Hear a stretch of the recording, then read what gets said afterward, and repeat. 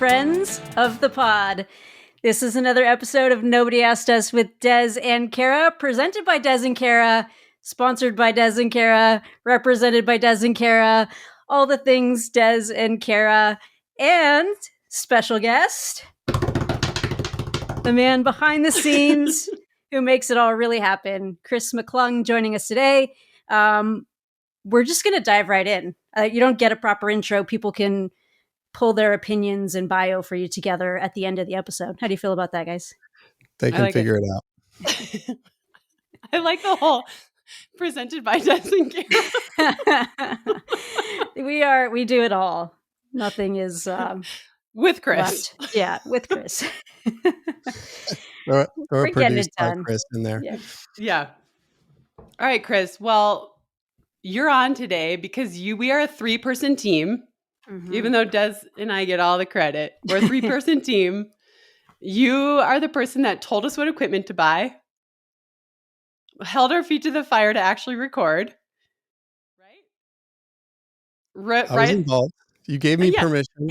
We didn't even know how to do it. You were like, you bitch, you got to make 3 episodes. It's like tutorial. We can't post it anywhere. Yeah. You like walked us through every Let me step. put stickers on the cords. This plugs in here. Yeah.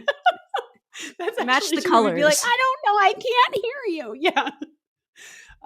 Wrote all of our intros, but wrote them for the first 3 episodes. Got us approved to go up on the different platforms. And there would be no pod without you. So we're excited to have you today for people to actually get to see you and hear from you. What's it like working with us? Well, it's just a lot of fun. Straight it makes me smile. It makes me smile.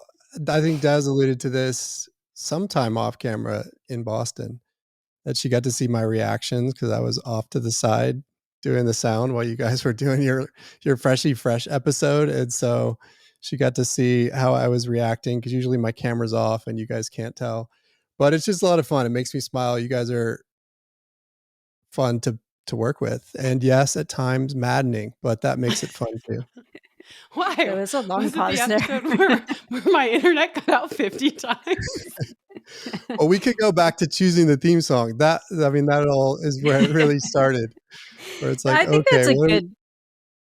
Good backstory. I don't think we've talked about it on it. Well, go. I told you we needed to choose a theme song, and there's places you can go on the internet to buy little clips and things you can pay for a license. So I gave y'all a couple of sites to go look at, and then both of you just start lobbing options into the group text, which clearly Des was coming from a very different angle than Kara on this, and the two didn't sync at all, the angles. Plus, I think you had some music from a friend that we were considering. Yeah. And it was a complete just brainstorm, right? Initially, of just like, let's throw some options against the wall. Let's see what hits. And then it came to a point of needing to narrow it down, but it's clear that Kara doesn't like to make decisions. Des at that point was feeling you out and wasn't sure how to impose or not her opinion in the whole equation. And so at some point, I think I texted, okay, we have to decide. Is this it? And Sassy was the winner. Sassy it is. Well, that's it was a microcosm of everything on the podcast, which again is a little bit of like part chaos, part, actual planning and strategy, and, part just figuring out as we go. But it's a lot of fun. That's hilarious. I do. That's really representative of the entire pod and every decision in every text thread, and probably why we're just a team of 3 and no one else sticks around for long. I don't know if I can work with those guys. Well, people will probably want to know how you got to know us. Well, Kara, I think it goes back for us. You don't remember meeting me for the first time, I don't think, but I met you, I think it was almost 10 years ago now, at a Skechers event in Austin, at the running event that we hosted at the running store that I was a part of at the time. And so I met you there, but I don't think you remember that. I don't remember you. No, I'm sorry. I do remember the store. There's picture evidence. But also met your agent at the time, Shanna, and we started connecting on a few different things. She had me help Adam the next year come back and do an event at the running event. And so he was there, but you weren't the following year. And then I, at the time, was a young podcaster myself. And so you came on, I think it was episode 31 of my podcast, which is now up to 350. So that was way back in 2017, I think. And we met then, but not really. I mean, it was more of an interview style show. But then it wasn't until 2019 I had you back on, but decided I didn't want to do it virtually because the sound was a disaster the first time we worked together, because one of the things you struggle with is technology and audio and things like that. And so I decided to come to you and recorded with you and Adam separate episodes in 2019. That's when we actually really met for the first time. And at the time, your agent Shanna, you guys wanted to start a podcast for Clean Sport Collective. And you just said, hey, what do you think about this idea? And naturally, I had a lot of thoughts considering that I had my own podcast. Plus, I just happened to be a clean sport nerd myself, completely independently. So I gave you all a bunch of thoughts, didn't think much of it, flew home. And then I think it was a couple months later, Shanna called me and asked if I wanted to be a part of it as a co-host. So then we started that podcast. And I think that was May or June of 2019. And that's where our friendship really began, because we were nerding out on track, nerding out on clean sport, and also discovering that we have a lot in common otherwise. Woo, woo. That's right. And then Des, I didn't meet until really this. Yeah. I mean, I don't know if we'd met before that. No, I don't think so. I think I'll give my story and then you can make corrections. But I jumped on the first call or two, and you guys were like this great team. And I was like, oh, I don't know, I have to fit in with two people. I have to get to know two people, which was really hard because you guys like already know each other and you're friends. It's like, I don't know if I'll fit in. But we hung out in Austin, and I was telling you probably in Boston, where we had a million conversations, but I think we chatted about this there. We went for that run after what was at the running event. So it was like, you run super early. It was like 5 a.m. or something ridiculous. And I stayed up super late till like 2 a.m. So I had a million reasons to cancel. And I was like, I hate meeting new people. I don't like running with people because you're like trapped with them for a long time. It's so like personal, like the pace and figuring out how to have the conversation the whole time while you're running. Is the pace right? Yada, yada. But I went because I trusted you, and you'd done great stuff with the pod, getting along, and then we had a great run. And I was like, okay, Chris is in the club. We're friends now. I mean, it was 5:15 in the morning that I picked you up from your hotel, and we had to run. We ran point to point to where they were doing the conference 5K in the dark through downtown Austin and through streets if you're that ever weren't going to get necessarily murdered lit. by a random stranger, this was the setting. You know, it was like a lot of trust there. A lot of could have trust. just gone missing. Des, how many times were you on the Clean Sport Collective podcast? I think were you on there once or twice? Twice. Were you twice. Chris? Did you ever talk with Chris? Mm-hmm. Yeah. Okay. I think so. Yeah. I think I interviewed her. So I had interviewed her, but hadn't really ever had a Yeah. We decided that didn't count, though. No, that doesn't count. No. We just decided. Yeah. Right. I just was thinking, I know we had you on at least once. Yeah. Okay. Twice. Yeah, but that was the first chance really that we had just you and I talking. And I don't know, I think we had a 90-minute run that morning. That's a big commitment for someone you don't know, both of you. Right? Because you like have to talk to each other. Yeah. We're both introverts, but I wasn't worried that we would be able to connect, considering that we had already connected through this. But there was some risk taking happening for sure on both sides. IRL. You never know. And I think really, honestly, I didn't realize to the extent I should have felt privileged to get that run in with Des, because since then she's talked about how much she hates running with people. She doesn't like early morning runs.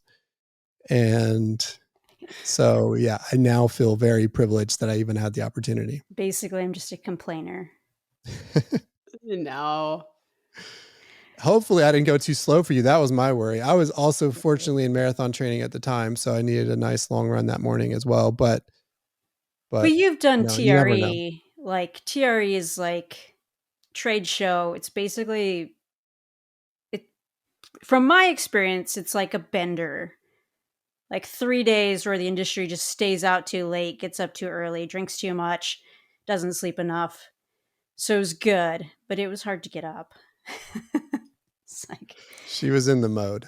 yeah. And we had to bring her ID. There was a funny little side story to this, which is that we were going to the 5K and it was on a military base, a National Guard base here in Austin, in Central Austin. And so in order to get on the base, you had to have your ID. And so we were just going to be running up to the guardhouse. And so I remember telling her, you have to bring your ID.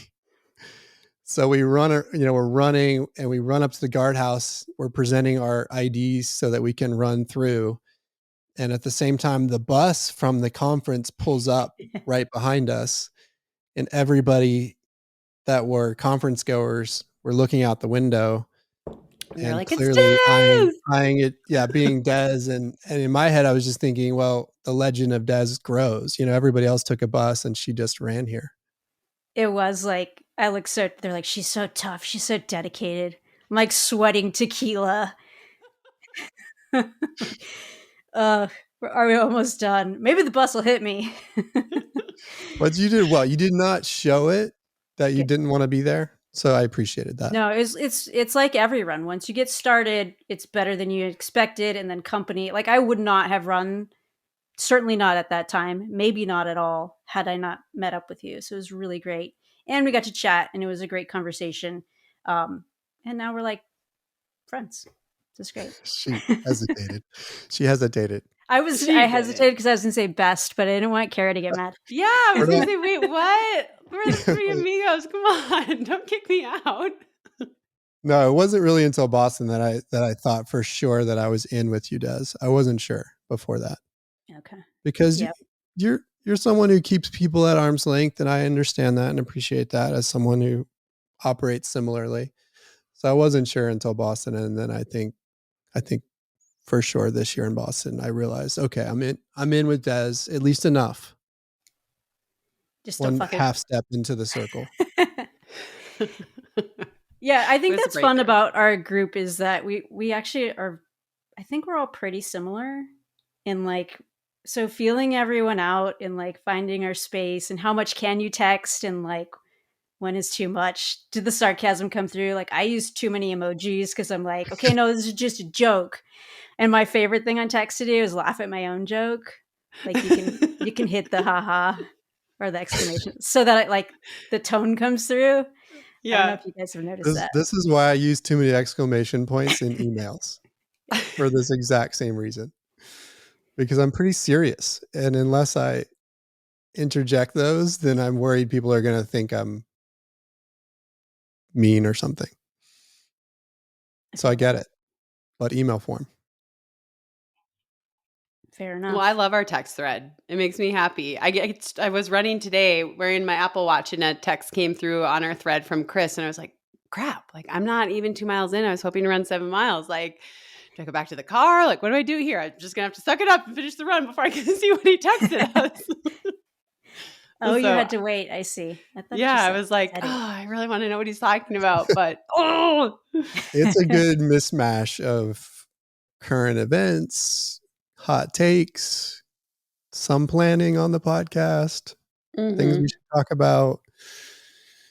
I think that's a good point. I think our thread is like, we talk a lot how we aren't scripted, but we have ideas generating all the time. And some of it gets tossed out pretty quickly because we hash through them and it's like, okay, that's dead. And then some of them, you're great to point out, Chris, like this should be on the next episode, or this is a full episode, or like you guys can't touch that. And let's hope this thread is never hacked. Delete. I do feel like without Chris, we would be a complete shit show. Like I feel like he holds us to account of like, you guys, you need to do this, or like he's the one making the calendar for sponsor posts. Like you and I are like, wait, what? Who are we talking about today? You know what I mean? Like we need Chris's.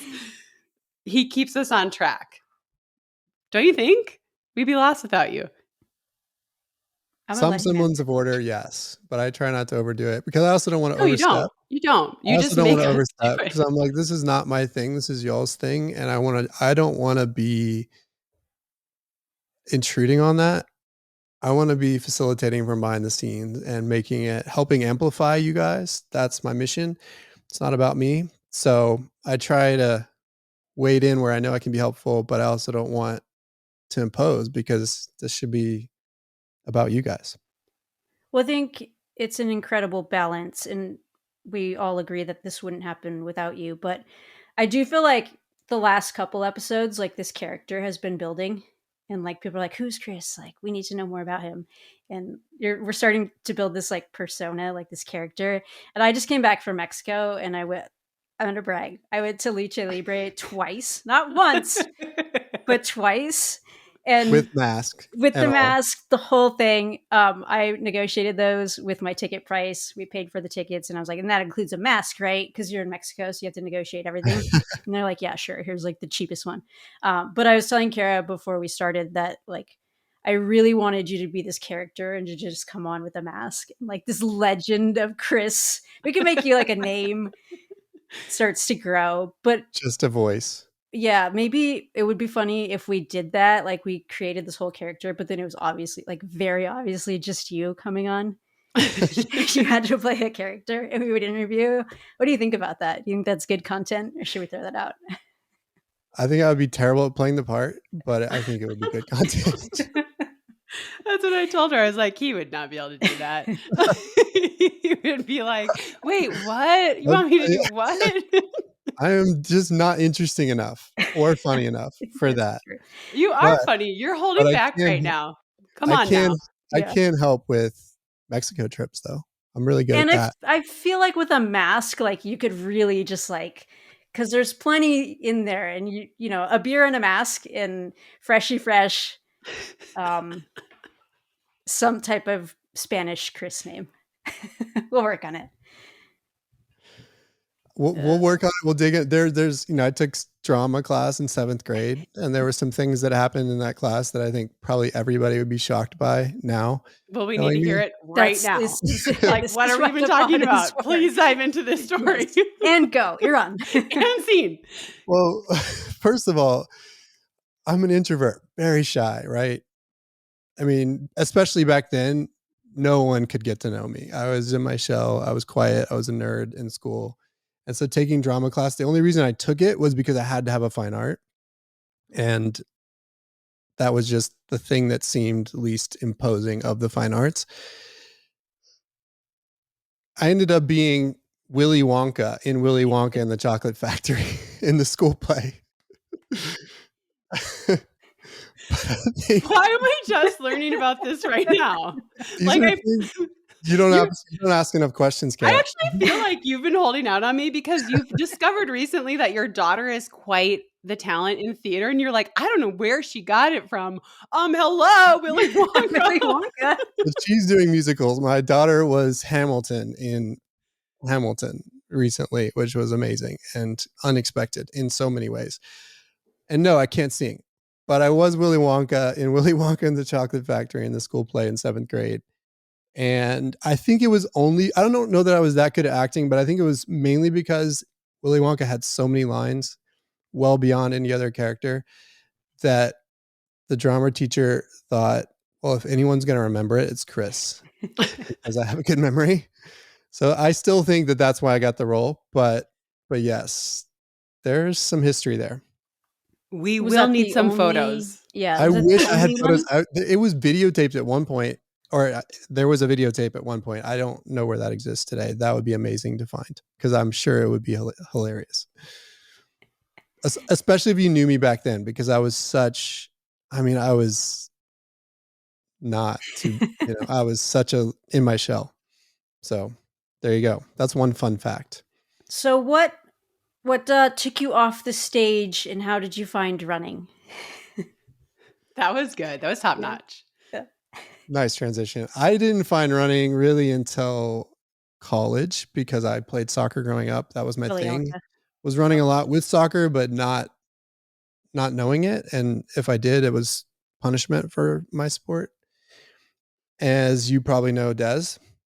So I didn't really get into running until after I stopped playing soccer and needed a way to stay in shape. And a friend of mine who had run cross country in high school, but wasn't running in college. He had started to do road races in college. So he got me to start training with him. And a lot of years on the soccer field, I had some natural ability.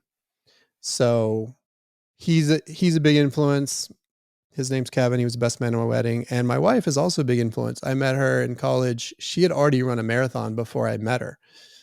And so she's the one among others that planted the seed to get into the sport more closely. But no, I was a soccer player before that. Okay, so your friend you meet Amy, who I didn't know ran a marathon before you met her, but your life is full on running. You've owned a running store, a running traveling business, a running podcast. You went to the Olympics and went to all the track and field events, every single one in 2008. Poor Amy must have been like, who the hell did I marry? What did I do? Yeah. She was also at that time like 4 months pregnant with our first. Yeah. It was a whole thing. She's a The saint. Beijing trip, the double sessions, track in the morning, track in the evening. But So by what- 2008, yeah. I was a full on track nerd. Yeah. So like, what was it that you caught the bug so hard? I mean, your whole world and work world is built around running. So I ran a 10K. That was my first road race with my friend. And he had fallen off training because of an injury or something. So I ended up beating him in my first 10K. This would have been like 1999, maybe 2000. And then was totally bit by the bug. Loved love road racing. Really enjoyed it. It was a competitive outlet, at least to compete with myself that I hadn't had in a long time because of being away from the soccer field. So I got bit by the bug. My dad had run a marathon when I was in middle school or high school. So I'd always thought about hey, this would be something I would do someday. And so after I graduated, I signed up for the Chicago Marathon in 2000. That was going to be my first marathon about a year after my first 10K. And I got a stress fracture training for that race because I didn't know what I was doing. I was doing everything too fast, too hard, too much, too soon, all the wrong mistakes you can make as a new runner. So I got a stress fracture, ended up sidelined from that, needing 3 months of no running to recover from it. Didn't get to do the race. And so I vowed that would never happen to me again. And I'm someone who, when they get into something, they go deep. And so at that point, I said, I'm going to learn as much as I can about run coaching and running, and so that this doesn't happen to me again. And so I went deep, read every book you could find. This was back in the day, dating myself, that you could go to Barnes and Noble and lay on the beanbag, grab a book from the shelf and read it for free and then put it back and leave. It was kind of like your own personal library. They don't really have that anymore. Let's not make any comments about dating people when I'm the oldest one here, okay? Let's move on. But the younger audience may not remember those days. But I would go, and because I couldn't run, I was reading every book that I could find about run coaching. I got involved following the sport at the highest level at that point because I wanted to know how the elites did it so that I could not make the same mistake. And so that really was the seed to me becoming a run coach later in life, and to being someone so obsessed with running was that injury, because then I went deep and haven't really gotten out of it. Now, there was a meandering road to get there. I mean, I was doing a lot of other things first. I was in management consulting, which is, the real business world, so to speak, for a long time, and didn't really find my way to running as a job full time until almost 9 years later. But it was a hobby, and I became a track nerd during that time. And yes, went to the 2008 Olympics, saw every track and field event at the 2008 Olympics in Beijing. Unbelievable experience. So then I became obsessed and still am. How many athletes do you coach right now? How many people are on your roster? So for context, I own a business called Rogue Running. We're based in Austin, but we have Austin, Dallas, and virtual runners all over the world. Personally, we have about 1,000 members. Personally, I coach about 200 of those in one form or fashion, in person as well as virtual. Yeah, So we went out for our run, and there was like he was like organizing with folks out there. Like, this is where the water stop's going to be for the runners later, and this is where we normally meet up for the group run. So he was like the mayor of the run scene in Austin. we came through our little water stop that morning because we had a group run that I would normally have been at, See, but I didn't want to expose Des to 40 people running that morning. And so we came through before everybody else. And then our coach who was there, Coach Kathy, who coaches me, told everybody else that Des had just come through. And apparently they all took off trying to chase us down. And I still to this day have people mad at me about not bringing you to that run. So, but well, I knew it'd be too much. I'm like, the pod. I mean, already just doing this is a lot. Adding 40 people, I would have been instantly kicked out of the circle. 100%. Gone. Absolutely gone. We'd have to find a new Chris who produces our pod, who edits it, and who writes our notes. I'm sure there's a million other guys out there willing to do it. Speaking of the show notes, I've gotten a lot of people interested in that in my world ask me, how much time do you spend on the show notes? What are you doing with these show notes? Where does it come from? I think it's kind of fascinating.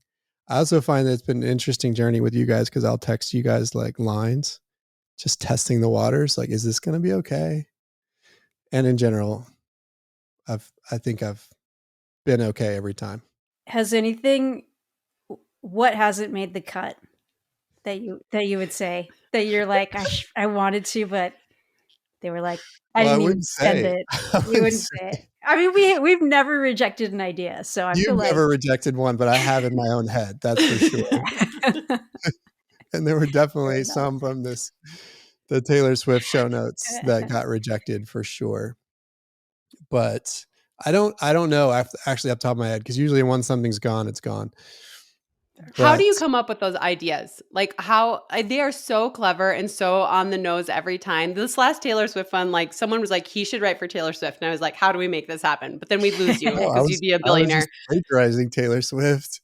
It's crazy. How do you come up with all the ideas? They're so funny. Like Des and I, we don't know what they are, you just post it. And then we immediately go and read it. And we're like laughing out loud in, wherever I am, chuckling. Like, how do you come up with this stuff? It's so great. I appreciate that it's getting a life of its own, only because I feel like show notes, because I have my own podcast, I write my own show notes. And half the time when I write them, I think, no one's ever going to read this, because a lot of people don't even know that there are show notes. Right.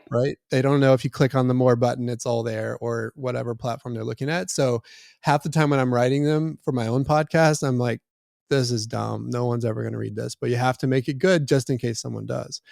And so with this, obviously for you guys, I wanted to make sure it had its own personality and that it was additive to the whole thing. And so I've spent time on it from the beginning, and now people are starting to read them, and it's its own sort of part of the experience, which I think is cool. But how do I do it? I don't know. I'm a really slow writer in a sense that I can't just sit down and do something quickly ever. And so for me, it's all about letting an idea or thoughts just kind of come to me randomly when I'm running, when I'm driving, when I'm not thinking about anything else. And so I'll set an intention of sorts about an episode, and then the ideas just pop in, and then I'll assemble it relatively quickly when it's time. But the Taylor Swift one, I feel like that one was in the works for a while, because I was listening to it wasn't just, the new album that got shouted out in those show notes. So I was, pulling it from some old stuff as well. Folklore was in there, of course, because that's, I think, my favorite Taylor Swift album if we're picking. And it was just fun. But I do think the title of The Space Between and those show notes, especially now that people know. Now that people know what the word was. Now that people know the word, and they may still not have connected the word.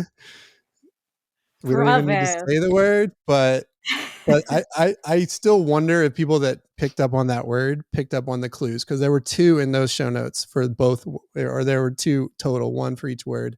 The title was the big clue for perineum or perineum or whatever it is. We got to say it. And then the last line was something about you guys leaving people dangling, which was the dingleberry clue. So those show notes, Des was like just skull faces all over our text thread. I am I think that was my deceased, finest work. just dead. That was That I was was going to very ask good. you, and that would have been my number one for favorites there. But for you too, Kara, do you have a favorite show note?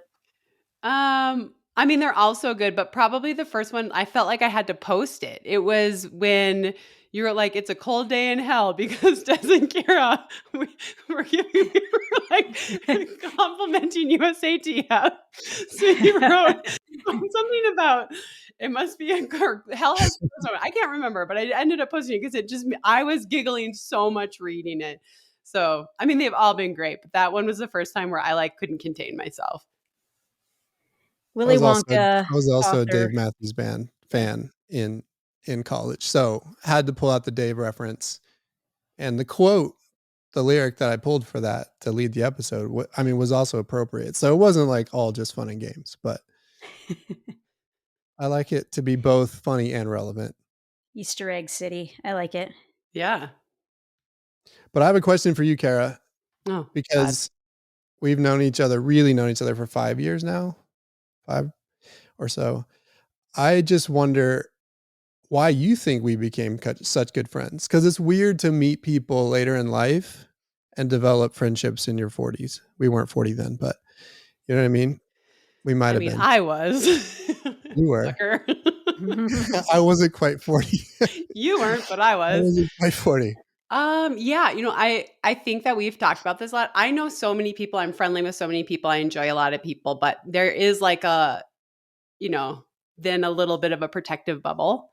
And I just really liked you. And every time that we talked, I felt we had a lot in common. Just like you said earlier, we had a lot in common, like beyond whatever we were talking about, like a little bit about our families, and like we have kids the same age, all sorts of stuff. And we have similar personalities at times of like wanting to please or being able to be easily like overextend ourselves, which makes me feel guilty because we were totally overextended to do our pod. But I don't know. The more I got to know you, the more I appreciated your opinion. And then I would like look forward to hanging out. And yeah, it was kind of sad when, the Clean Sport Collective podcast sort of fell apart, because that was like a way that I was seeing you once or twice a month. And I enjoyed talking with you. I don't know. Does that make you uncomfortable? I just think you're cool. And I like No, hanging out with you. I'm just curious what you thought. You were like, okay, this guy's coming to Boulder to do an interview. This is Well, I gonna did be think that was a little amazing. weird. I mean, I was like, "What? Okay." But you were super nice. And then I don't know if you remember, I'm sure you do, but you came back out to Boulder after the Salazar first ban that Yes. happened at And the I Doha interviewed World you and Champs. Adam And together. you interviewed Adam and I, and you were so thoughtful and like understood the importance of that moment for us to be able to talk openly and for us to feel like we got to be heard. I mean, that was long before my book and all that stuff. So you were so like, you came all the way here, brought your equipment, and you were the first people we talked to after that news broke. Like, I just felt like you were so respectful and really let us talk. And I think that made our friendship deeper, because that was such an intimate experience for me and Adam. Because it was like so chaotic everywhere, and I just wasn't doing interviews and stuff. And I don't know, I felt like that was when I really trusted you even more. Like, that's when I was like, I really trust this guy. I like him. I felt like you understood how hard all of that was, where, I don't think other people in my life really did. Does that make sense? Not to crap on anyone, not crapping Well, on anyone. Just saying, like, you seem to I really appreciate get that. the of the situation and for everything that we had been through and why it meant so much. And, it's hard to find people who really like see you and can see the hard things too. So Yeah, I remember that. moment. I remember asking if I could come do it because I wanted to do it right. And I didn't want media to bastardize the moment. And so obviously I took it really seriously, but it knew the importance of it and given it the right space. So we did it and it was awesome. And you guys, I mean, great. I think the thing that maybe people want to know, and I think they sense this already because of how authentic you guys are on the podcast, is the fact that you guys are exactly who you are behind the scenes as you are in front of the camera, in front of the mic. And there's a filter certainly because we can't talk about everything, but you are who you are. And that's one thing that draws me to people is authenticity. Like none of the, I just don't keep people around me that aren't real. And you guys are 100% real. And that's one thing I appreciate about what you're doing is that it's 100% real, which makes it not only fun, but also draws people in.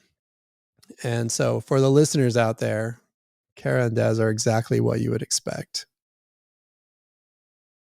Subscribe to the pod. Hit like and subscribe. What about you, Des? What about you? What was the moment other than the run where you're like, oh, I think this guy's, I can trust him?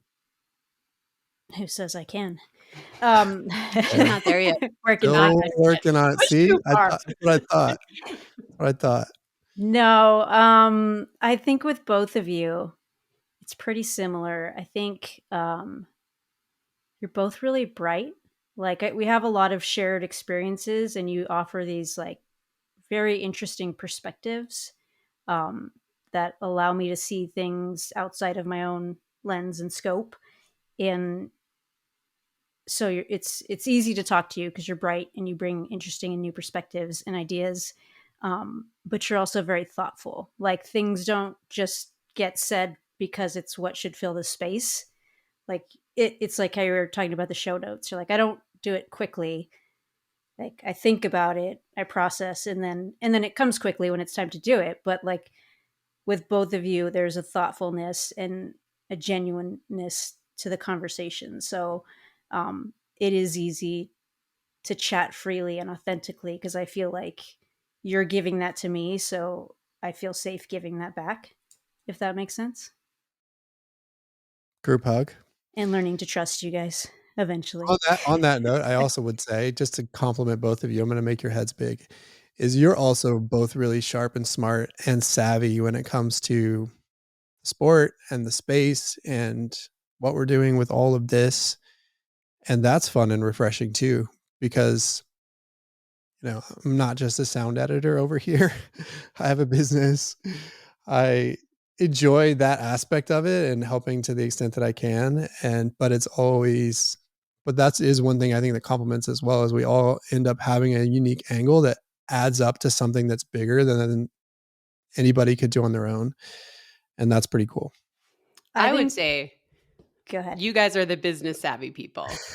No, Kara, and I'm just sort of like, no. You guys are very smart. And sometimes when you guys are talking about stuff, I'm like, why am I on this thread? Like, just tell me what you guys decided. That's because you're not good at making decisions. That's nothing to do with. I just feel like you guys have such good business minds. And Des, you've impressed me so much. I've known Chris a little bit longer, but you are so fucking sharp when you're thinking about business.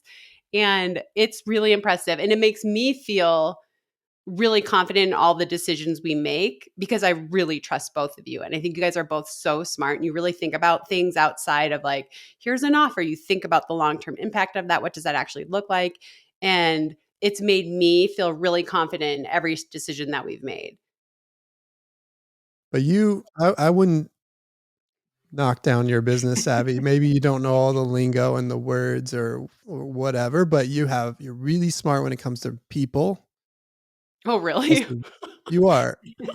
And you're really creative. You're also really good at knowing what's going to connect with people. Well, thank you.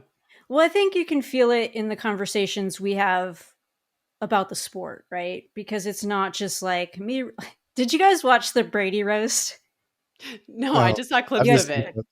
You should absolutely watch it. Don't put your kids to bed and watch it. anyhow, it's not like me run straight forward, do sport ball. Like we talk about the sport in ways like it's a business, and how do you grow it, and how do you get a bigger audience, and like I think we've had so many conversations about the sport, and then what does the pod add, and the pod is its own business, and yes, it's a podcast, but it's also this other opportunity and platform. And so it's like all those conversations meshing together, and we all have our own experiences where we've done it right, we've done it wrong, and then we've seen how other people operate. And if you're paying attention to it, like, we can all bring in different pieces. And I think that's why this thing is so fun, because yes, it's a podcast and we shoot the shit on the mics, but it's also behind the scenes, like, let's grow the sport. Should we be talking about? What's, going to grow the pod itself, and how can that amplify athlete stories? And there's all these moving parts. And I find that super enjoyable. Like, that is as much of our text thread as anything. And like, I love that stuff. So I don't know. I think everyone contributes in their own way. And like, that's why this thing is still alive, and hopefully will continue to grow, and then be able to do all those things for the sport as well. That wasn't a question. It was just a statement. Here. Yeah. I love that we are all legitimately so passionate about the sport, and we might have opinions on the different levels of sport and how it's operating, but at the end of the day, all three of us just love it so much. And I don't know a lot of people that like truly love it the way I do. So it's super cool to have two friends that are just as passionate and geeky about it as I am. My husband thanks you. I don't talk to him about all this stuff anymore. I think he has actually thanked me. It would not surprise me. He's like, I'll bring up something. He's like, I can see it on his face. Like, oh God, she really wants to talk about that. What? Tell me. Yes. But like, I can text you guys and we can talk about it. And I have my nerdy running friend outlet, which is great. All right, Chris, what is nobody asking us that you wish they were? And that's our team as a whole. All of us? Yeah. Goodness. That's a big one to drop on me. Yeah, sorry. It was a pivot. Yeah, nice. Is anybody asking us about the Kenyan Marathon team? Oh, someone did. Played. Well played. Someone, actually, a few people have brought it up and tagged Des and I that they want to hear our opinions on it. All right. Chris, you want to weigh in? Well, I have a question about that I think is more interesting than just talking about the team itself, because we can talk about that. But those storylines may be more obvious. But one I want to ask is, what would it look like if you had a Kenyan trials? Can you imagine having a Kenyan trials? What that would do for drawing interest in Kenyan marathoning in the sport? I mean, you could do it anywhere. You could do it in Europe. You could do it at a cool venue. You could do it on a circuit course. You could sell tickets. I mean, people would go and watch it. You'd have, how many athletes could probably throw their weight around in a Kenyan trials? A lot, because it goes much deeper than just the ones that happen to get to these big races. You could sell the crap out of that. I mean, sponsors would be all over it. And then it would be exciting and crazy fast. I mean, it would be unreal if you had a Kenyan trials. That would be crazy. I agree. And you could host it on a course that's similar to what they're going to be facing at the games, right? If you want to make sure you're getting the right team to send. Would you? I mean, like, Or would not, you, or or flat. would you be like, hey, we have everybody here, like, we could demolish the world record. We could, I mean, would times, I don't know, like, would that, I don't know, just a thought. Just throw a wrench in there. It is a thought. I do think that what we've seen in the past and what we saw last week is the Kenyan Federation seems to really put a lot of emphasis on fast times, right? So maybe they would just want flat and fast, easy turns. Let's see if we can go sub 2. Let's see if we can go, what is the world record now? Sub 2:11. Oh my God. Right? It is 2:11 high for women. And yeah, maybe we would see just crazy fast times. But then this goes back to the argument we've had on our own pod about the US trials. Like, does that really select the right team? Is that the fair way to do it? I mean, is it fair that they have a selection committee? Is that more fair than what we do here in the United States? I mean, I think we've already answered this, but Well, I'll throw something into that, and that's the appearance dollars, right? Like, is it fair to throw them in a trials and be like, yes, I know Kipchoge, you can be pushing 7 figures in appearance, but you need to come run the trials for free. So I think that would be really hard. I think if you can fill in the sponsors for it, you might be able to make it work out. But then that kind of goes back to the flat course. Like, okay, we can't give you appearance, but you can run super fast and you can hit a time bonus. right. So there's that. And Yeah. I'm not arguing for it. I'm just putting No, out I the hear other what you're side of it. saying. I mean, that's basically what you're asking athletes to do at the Olympics. Yeah. So is twice in give a up- year. Twice. So that's the thing, right? Every 4 years, you're giving up 2 appearance days. I mean, we asked the U.S. athletes to do it. But as We of right did. now, we don't have someone that's getting $1 million to start a race or more. I mean, I don't know what that number is, but I know it's oh, it's got to be high, right? got to be very, very high. Yeah. I also wonder what it would do to create stars. Because one thing I don't think people fully think through is the fact that if you're a Kenyan marathoner competing at London or Boston or New York, you're gatekeeped to that point Mhm. by agents and coaches that believe you're the best of the best, which also has politics associated with it. But you've been to Kenya, Des, and you go, there are these runs that start out with 200 guys and then they're all throwing blows at each other at Farlek style on these dirt roads. Imagine what it would do if you threw in every talented Kenyan to a marathon and gave them an equal footing chance with more than just the 10 that are selected for a major. What would happen? So you guys should go over there in the spring.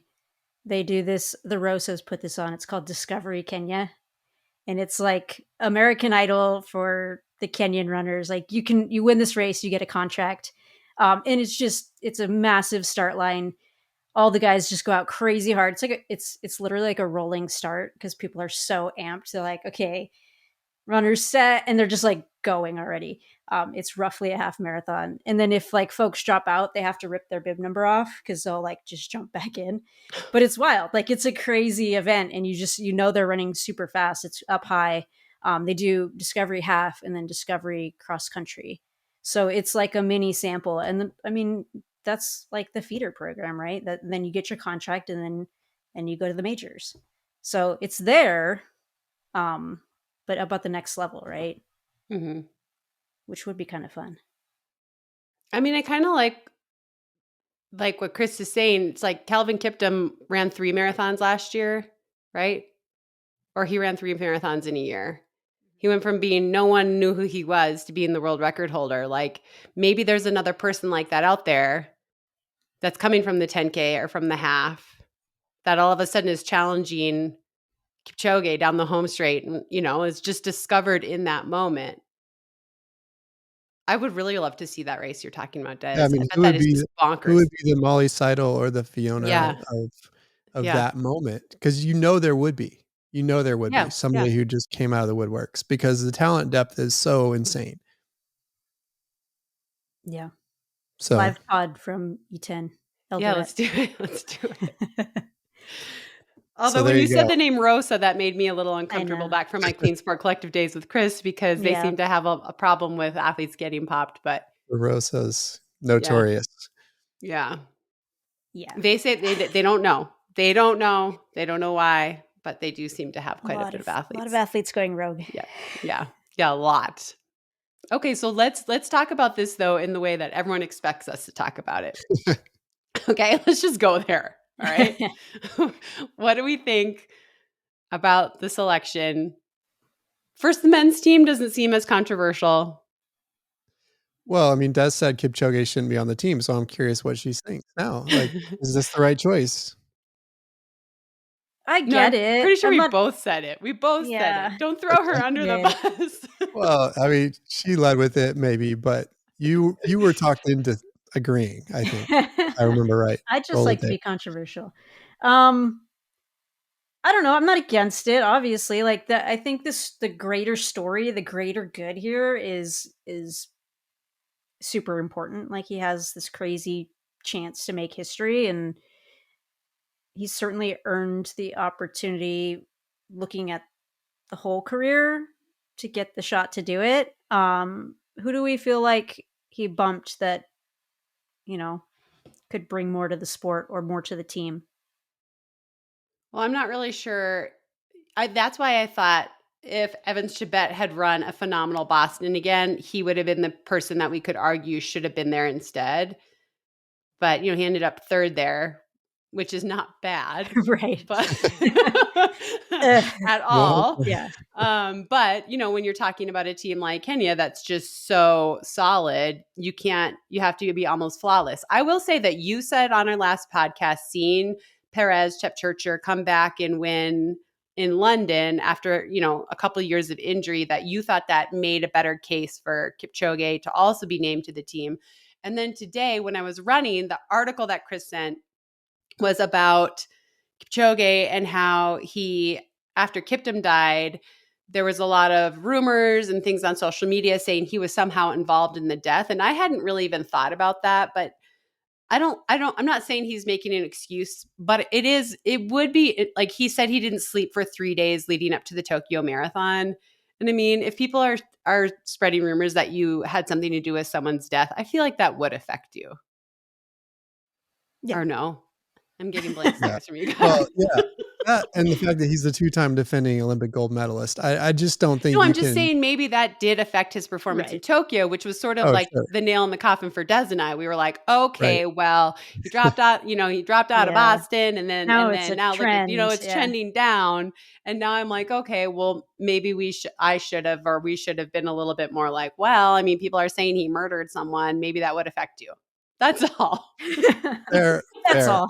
Fair, but I still think 2-time defending champion. You can't leave Kipchoge home. I don't care what he's done in his last 2 races. Personally, I do. But to me, the bigger. Okay, go. Well, I was going to say the bigger question is on the men's side is all of these 3 runners have really thrived at flat races. Yes, true. Kipchoge being one of them, and so to me, that raises more questions than anything else. I think that's fair. I think that's fair. And we've heard that the course is incredibly hilly. I botched her name when I was drunk, but Dakota Lindworm has been there. Sorry, Dakota. God. The best part is that I was like, I'm not even drunk. I need another beer. And then listening, I was like, oh my God. Anyway, it's surprisingly hilly and crazy. And so you would think as a selection committee, part of your job is to get big names that people are going to watch, but also your national pride is to bring home that gold medal, which you've brought home the last 2 years, right? In Kipchoge, obviously. And then Winjaro before that in 2008. So there's a legacy from the country. So you don't want to just send the fast people. You want to send the people that are fast that can get the job done on that course. And that's where I feel like Des and our argument about maybe Kipchoge wasn't the best person because he has only run flat. And then he did run Boston. And it didn't go great. But I mean, you could make that argument for all of the men on the team then. I'll correct myself in that Kipchoge ran really well in Tokyo. That was hilly. I guess it was in Sapporo, which I think it wasn't as tough as Tokyo originally was supposed to be, but I think it was. I don't think it was that hilly. Really? I think it was just warm. Yeah. I think it was Tokyo. It was flat. supposed to. I think it had some turns, but I think it was hot. So no, we're not going to let you say that. Cancel it. Delete it. And obviously there's something to handling the pressure, right? Of handling the pressure. I mean, that guy, everywhere he goes in, everybody's eyes are on him, and he's proven that he can handle that pressure. Yeah. I don't know. I just think it's kind of weird. I think it's kind of weird when you know how hard the course is going to be. I even think it's weird that the athletes didn't run a hilly marathon in the last year to prove they could do the hilly marathon. Yeah, but know your federation. Yeah. Right? Everyone was like, let's go. Even Tokyo versus London, it was like, Tokyo gives me more time to recover. I can run fast. If it goes sideways, I guess I could rally and try to run London. Mm-hmm. But yeah, all of the decisions were made to go fast. And that's just what the federation prioritizes, which is wild. I mean, but then you look at the women's side and Obiri's on the team. She doesn't have that. She doesn't have a flat, fast time. So you just have to win everything if you go to a hard course. No biggie. Just win everything. But then that argument doesn't work on the women's side either for the third selected athlete. Yeah, I don't understand Kazgai. I'm assuming that's who we're talking about. That's what I'm talking about. Listen, it hurts me to say this because she's run. What does she run? What was her world record before it got beat? Was it 2:14? She had run 2:14, I believe. Yeah. Yeah, Chicago. She was the first one to break Paula's Radcliffe that had stood for so long. So it hurts me to say this about someone, but like her stats since the Tokyo Olympics don't line up with someone, just doesn't line up with what other people have been doing and accomplishing, right? So she was silver medalist, I believe, in Tokyo behind Chip Churcher, right? And Seidel was bronze. And then she's had a lot of injuries and stuff since then, which is super unfortunate. And it happens to a lot of people. But even in London, what place was she in London? She was like third Kenyan, right? In London. Mm-hmm. So how is she on the team? I don't know, Sarah. How is she on the team? There's like this giant elephant in the room, and I don't want to be the one to say it, but I think we all know it, that there's some influence here, or at least the appearance of a conflict of interest here. Look, I'm just going to say it. I'm not going to say who told me, but I was told on very good authority from a very reliable source that, and I even can tell you the person, I'm not going to say the name of the person who was there, but that this person from Nike was in these meetings, that actually flew from the United States to be in these meetings, to make sure that Nike athletes, when they did the first cut, Nike athletes stayed on the roster, and when they did the final cut. And does that mean this person had that much power that they could actually make sure that this athlete was chosen in front of Des? Like, Des made a great argument for Lucchetti. Like, does it mean that happened? Not for sure. I mean, maybe they just said she knows what she's doing. She's broken a world record. She has an Olympic silver medal. Those are all good arguments. And I will say, even too, I was a little surprised, but Mary Nagugi, who's run Boston many times with you, Des, her husband, Chris Cooper, had tweeted, she's a great choice. She's a championship runner. She knows how to race well. And so he was standing up and defending the choice. I will say also that his wife is a Nike athlete, but I mean, whatever. But I was like, I did appreciate his take, right? Because his wife is in the Kenyan system and she understands it all. So, but it just seemed a little bit like, I mean, I don't know why you guys are making me say it. It was all over social media. All sorts of people, even people in the Kenyan media were saying this was a Nike decision, okay? Well, yeah. I mean, I think it's an easy connection. The federation is funded by Nike, right? Like, yes. I don't know. Like, you could even be part of the deal. Like, why? Hey, we'll give you this much money. We'll give you this much kit. We'll give you this much for travel, and these are the things we want in return. We want to have a seat at the table when it comes to selecting athletes. And does it really benefit them? Because at the end of the day, they're all running in Nike anyway. Right. That's the part I wonder about. That's true. They're all going to have a Nike swoosh on their crest anyway. How does this impact that? I don't know. But I do think it's the reason why I wouldn't want a selection committee for the US 100%. is because even if let's say it's innocent, maybe the Nike person was just sitting in the room listening and had separate meetings there, right? I'm sure he was. Let's say it was all innocent, right? There's still the appearance of impropriety. You're still going to wonder. You're still going to ask those questions. And if the U.S. process was similar, it would be the exact same way. Yeah, I mean, yeah, it's another great argument for the U.S. system. And even like you'll get people, well, what about two and one, up to discretion? And we'll have just one slot that we can have a conversation about. It's like, what if we just do three and you self-select, right? Isn't that just so much cleaner? Molly Seidel does not have a medal without our system. No. Obviously, she's the right person for the job.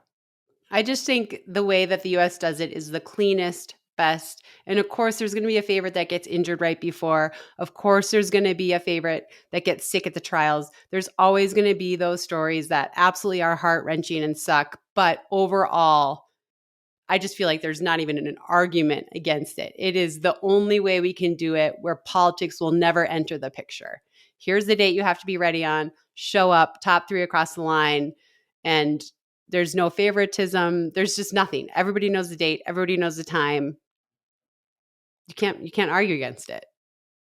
Or you can. Go for it. Argue against me. I don't know. You guys are both looking at me like I'm bullshit. I'd rather blame a flu than a brand, right? Like, yes. You get sick, Yes. not like I was in some politics. I signed with the wrong company. It does bring me back to the question, though. Could Kenya pull off a trials? I mean, they could, but they don't want to, I don't think. Well, I think collaboration would be impossible. Too many interests, like too many different interests. They'd have to be organized. And I think the federation being funded by Nike would always pull it in one direction. And honestly, I don't think the agents would want it. Right. Because they're missing out on yet another appearance fee. Right. They're already going to be missing out on it at the Olympic Games. Now they're missing out on it. I don't think the agents would be for it. I think they would fight it even. Yeah. Oh, for sure. I agree. They like the power at the top. Mm-hmm. Decision making at the top. It's easier to handle and less chance for chaos. Speaking of chaos. It goes to, what do you think? Is this team going to do well? Will they defend their gold medals collectively? On the women's side, even though I question their third pick, the top 2 women they have are unbelievably talented. We already know Obiri's won New York and Boston twice.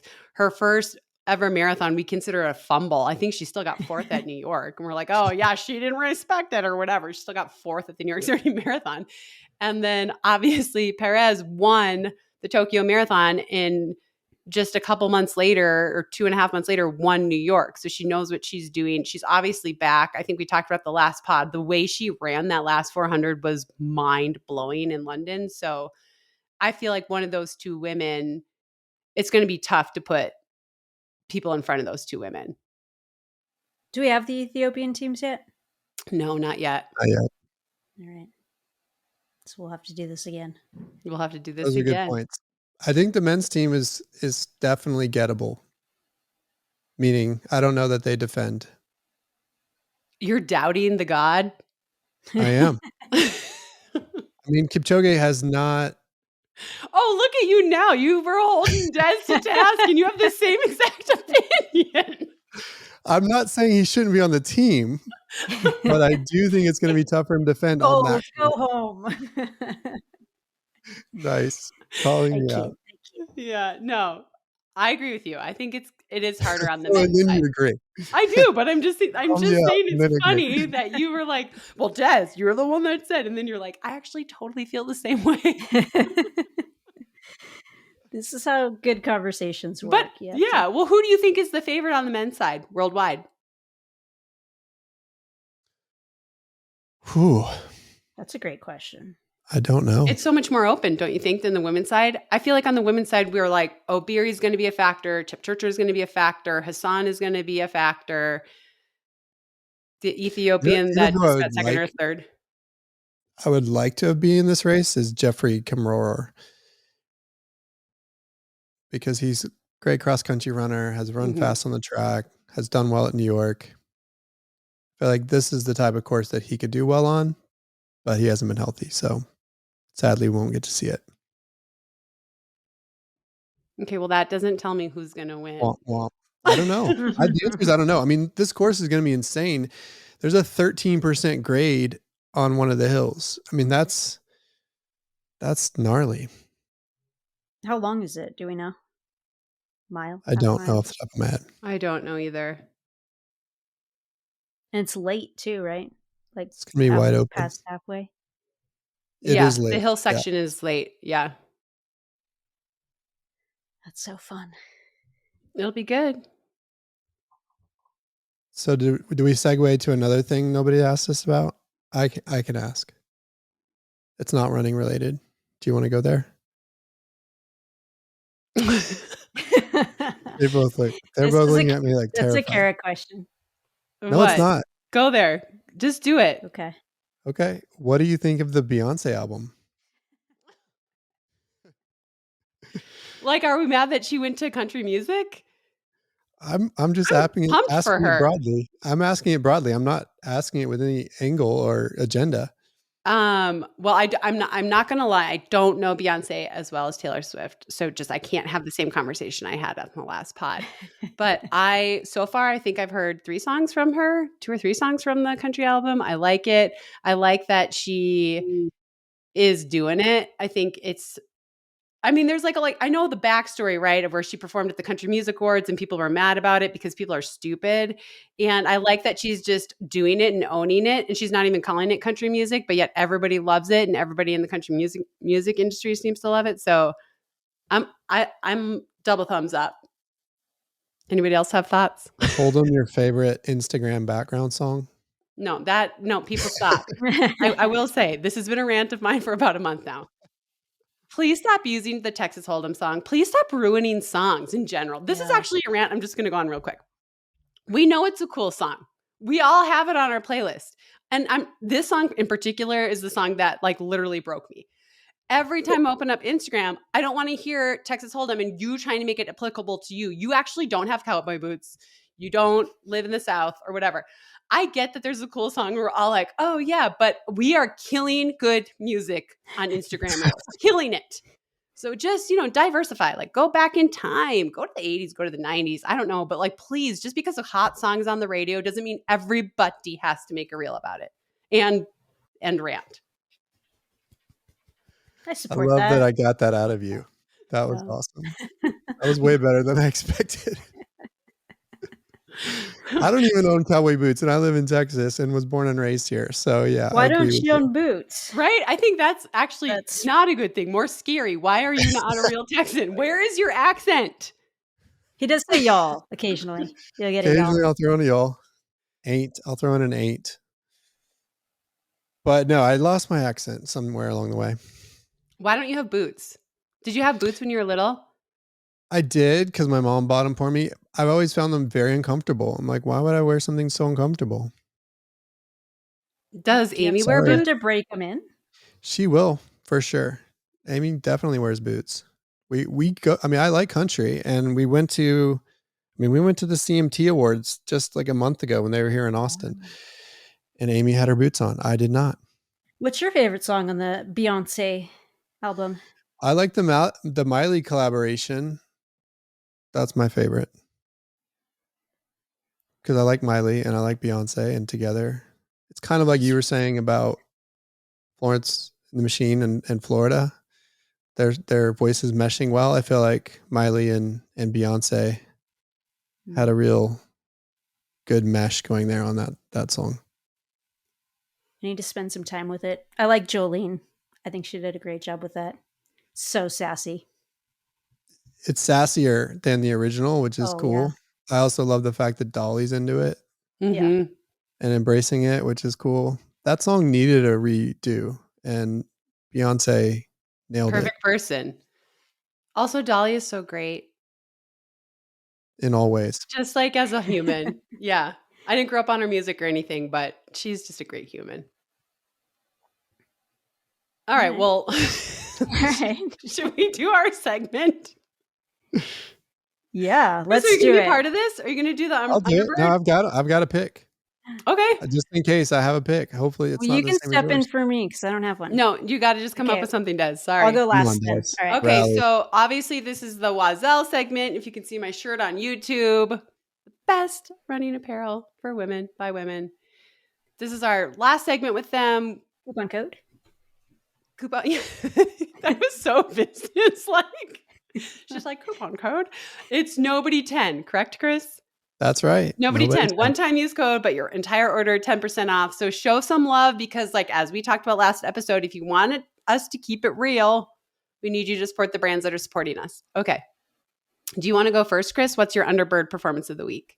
Or do you want me to go first? I'll go first so you don't have to take it.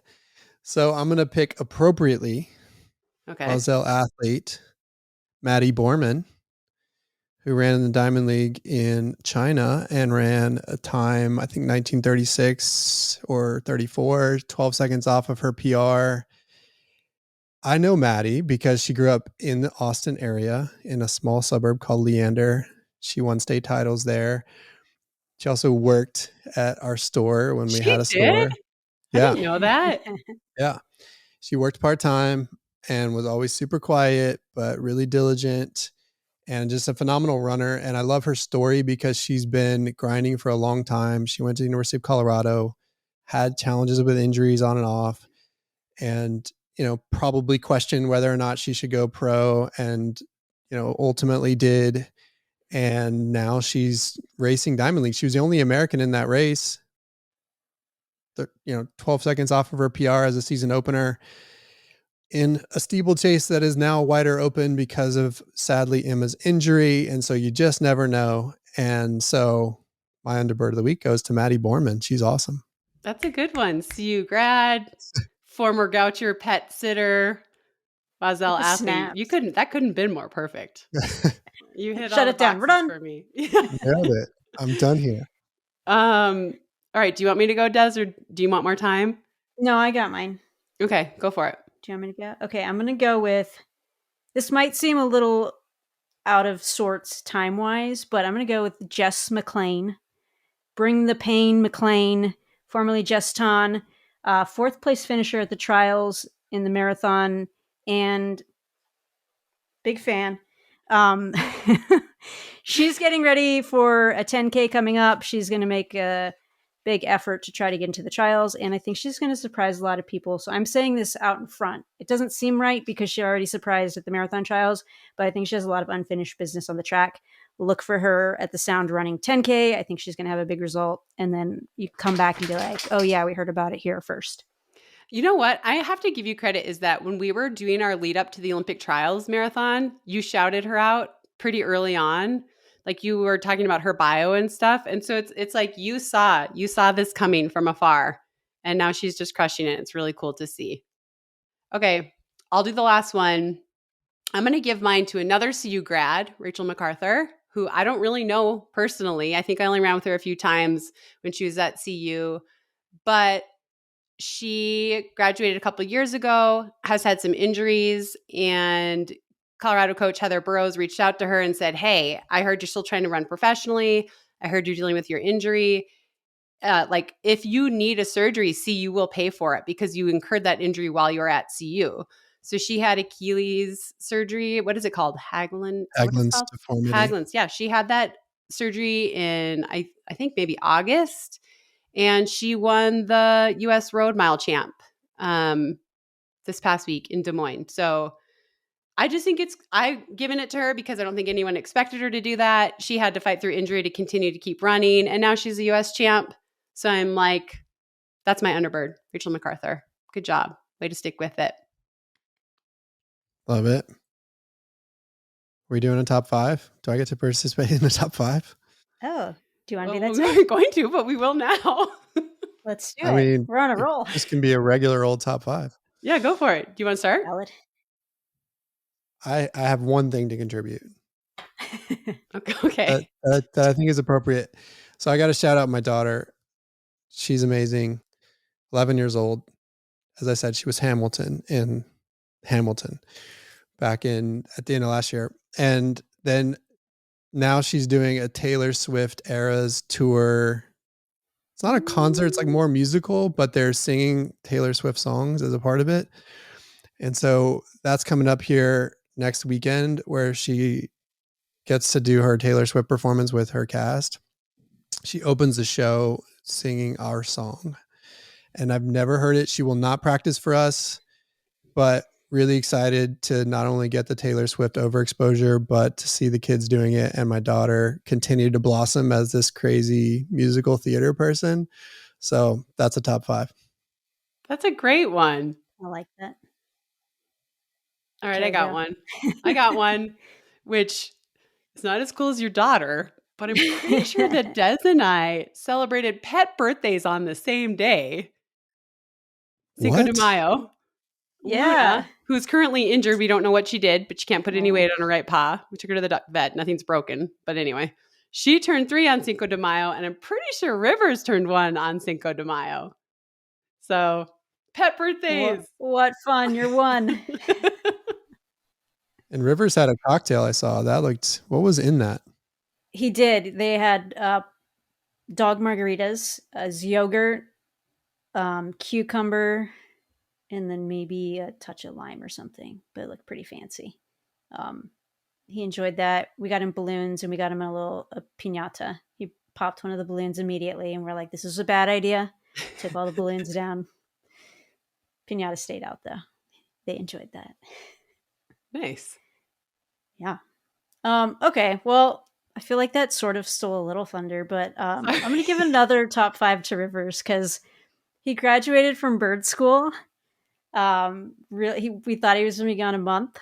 He was done in 3 weeks. I think it was because he was in good shape, so he got to work a lot harder.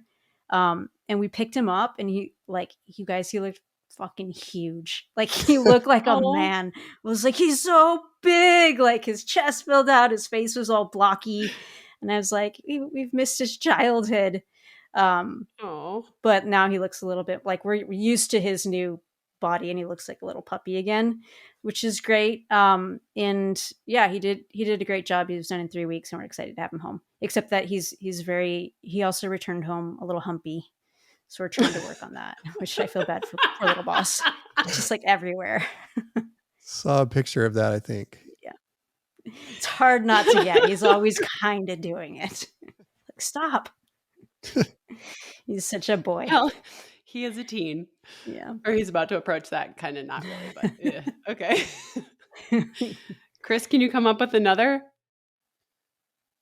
Sure. So I'll just throw a top 5 back at you guys, which is that it's such an honor to work with you on this project. I don't like being in the spotlight, but I love amplifying you two in it. And I'm excited because I feel like we are building something that's game changing, not just for running, but also for podcasting. If you think about the top 50 on the Apple charts in sports, there are literally no women hosts in that list, much less women talking about running. And I'm just happy to be a small part of breaking through there and only want the best and the biggest for the two of you. So that's one of my top 5. That's a good one. I mean, how do you go after that? Top 4. And we write the rules. We could just say, and that's it. We're just doing 4 this week. Fill in the last one for yourself in the comments. Yeah. Let us know what number 5 is.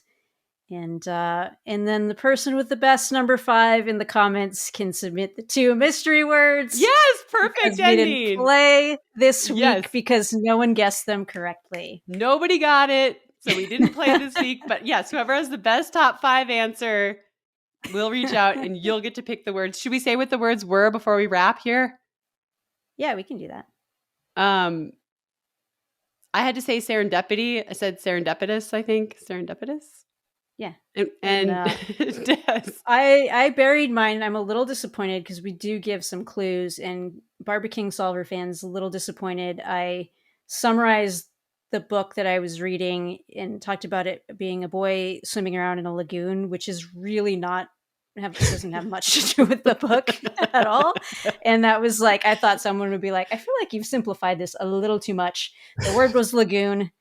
But it was also late in the pod, so maybe smart people had already checked out. No, you did good. Thank you. All right.